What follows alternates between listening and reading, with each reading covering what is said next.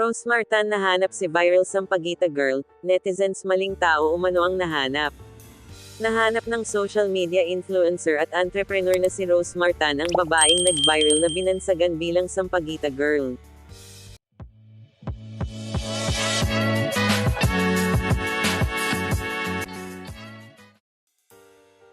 Sa kanyang Facebook post ay ibinahagi ng negosyante na nakita na niya ito at agad siyang nagbigay tulong pinansyal sa babae. Para sa Sampaguita girl, mag-aral ka mabuti at tapusin ang pag-aaral.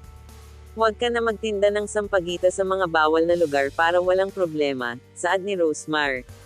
Sa post ni Rosemar ay makikitang nagpadala ito ng 10,000 para makatulong sa kung ano man ang gastusin nito. May mga netizens na nagsasabing iba raw ang nahanap ng negosyante at hindi ito ang babaeng nag-viral. Isang netizen kasi na nagngangalang Tristan Hernandez ang nakapansin na tila kahawig umano ng nag-viral na sampaguita vendor si Vix Girl. Si Vix Girl ay kilalang manlilimos sa kahabaan ng EDSA na kung minsan umaakyat din sa mga boss.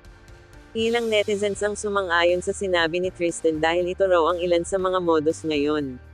Nagpapanggap daw bilang estudyante ang ilang manlilimos. Ngunit sa hiwalay na Facebook post ay nilinaw ni Rosemar na tama ang nahanap niyang babae. Naka-video call ko siya and nakita ko mga frame na nakasabit sa bahay nila. Nag-aaral talaga siya, pagpapatunay ni Rosemar. Hindi po siya Vix girl or whatsoever na tinutukoy niyo, sobrang layo ng mukha nila.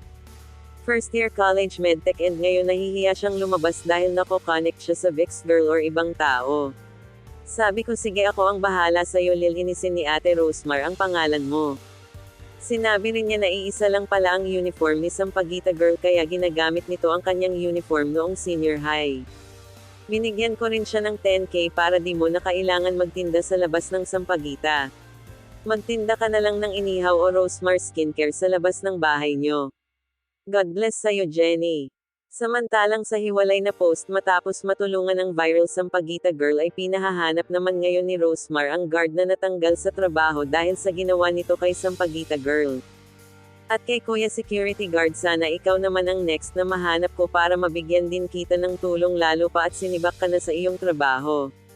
Kung nais mo rin magtrabaho sa akin, hiring ako ng security guard.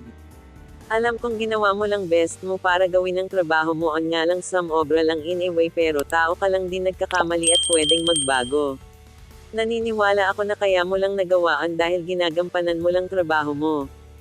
Anong say nyo sa ginawa ni Rosemar, mga ka-trend vibes? Sa tingin nyo ba tamang tao ang nahanap ni Rosemar?